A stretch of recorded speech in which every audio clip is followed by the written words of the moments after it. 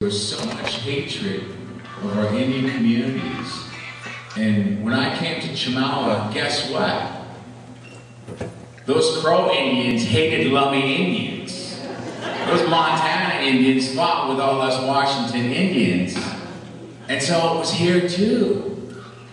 And I thought that was so ironic to experience the boarding school experience, because I chose to come to Chemawa. And just to go through that, and I wanted to thank my newfound friends, Leslie and Jonathan. They're up here from NBC at Eugene. And when I say I was born here on this stage, I learned, we pretended back at the day at Chemawa when we had the big VHS cameras, and we pretended to do news broadcasts.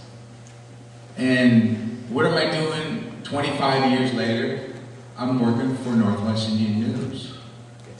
It was nothing that anyone had a formal class or in training. We just pretended and talked about people up at the dorms and the matrons and how mean they were. And just to have that experience, that's why I was glad Crystal's daughter got up and spoke, because Chemawa saved my life. And I can honestly say that. You know, there have been times when, you know, like a lot of kids, you think about suicide, or you get in a car accident and you get close to death and you're in the hospital. And you know, as tough as it was here, I wouldn't be doing what I'm doing today if it wasn't for Minerva Porcupine, or for Dr. Arlene Isaacson, or for Deborah LaCroix. And there were so many people that changed my whole perception about Indian, white, black, Chinese, Crow, Lummi, Squamish, you know, and the healing, that was the most important here, was to be able to be friends and have the Chemawa experience. And you know, I'm gonna be praying for you guys on the journey, and I am so honored to be working with my new friends and to experience this. And again, I'm so glad each and every one of you are here, because this is the start, and I wish everyone best wishes on your trip to Washington, D.C. They say.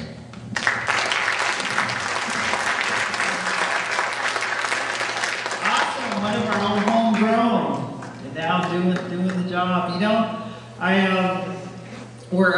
I see our sister standing up here, and when she finishes speaking, Horace is he's gonna help us so that all of us, for some of those who haven't spoken, to take us to beginning the ceremonial part, to letting go with the tobacco. And so, is that okay with everyone? Are we ready to, so come on up, sister, come on, what you got to say? Good afternoon. I'm Wamadi Wayamapuri. I'm from Wichita. It's Poplar, Montana. And I heard about this, and I just felt like I had to come right over here. And I was brought up to forgive and to pray for people who need it. And a lot of times, you know, that would be myself. And my grandpa, Felix Kidder, who is now passed, sorry, he gave me my Dakota name, and it means Eagle's Watcher. And he says, with that name, you have a lot of responsibility. And I found that since this happened, a lot of people come to me for prayers, and that's a lot of responsibility. And I just thought that I live Standing Rock, reservation, and I saw firsthand the grief of people, and I got involved in suicide prevention, and the grief was just astounding. When I came in the door, I felt the energy just hit me like a ton of bricks. I didn't think I was going to be able to stay. But I came here because I was taught that I had a responsibility. And I brought with me something my grandfather gave to me. It was a song. And it's a song, a prayer song for the people that we want to live. And I encourage you all.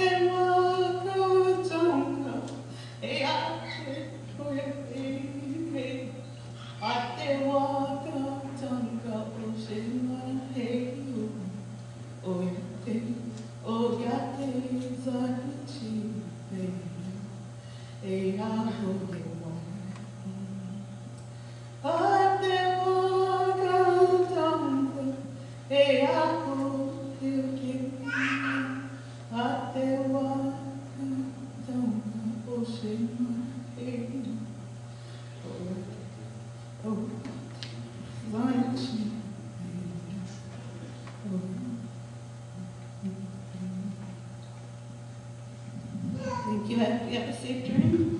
I brought you some safe to pick myself. I'm standing wrong. And there's a prayer cabinet for Mr. Lopez. Thank you for what you're doing.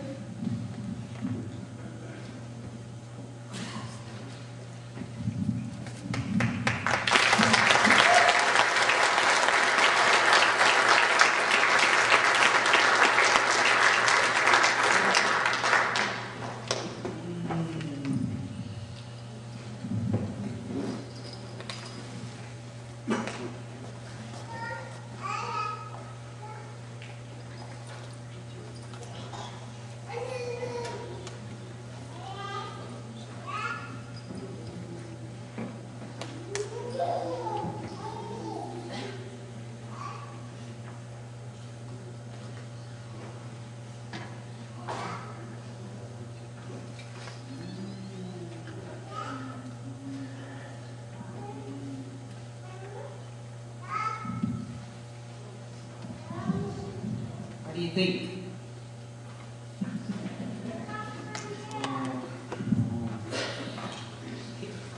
Horace knew her father. And they just made a connection. Awesome. Yeah, they knew each other, and so I want to just give him a moment because, you know, when you meet a relative like that, and you see what they still have that strong spirit like her sister had when she sang that song. Can you feel the spirit in it today? You know, I always, it was quivering, we were quivering inside. You know, and when we have the privilege of having Horace here, you know, Horace, whenever I'm in the presence of you, I bow down because you always, you remind me of, they say that when the killer whale came upon the land, he shapeshifted into a wolf. And that the wolves will always watch over us. The dogs were here before, way before the woman coming down, the horses.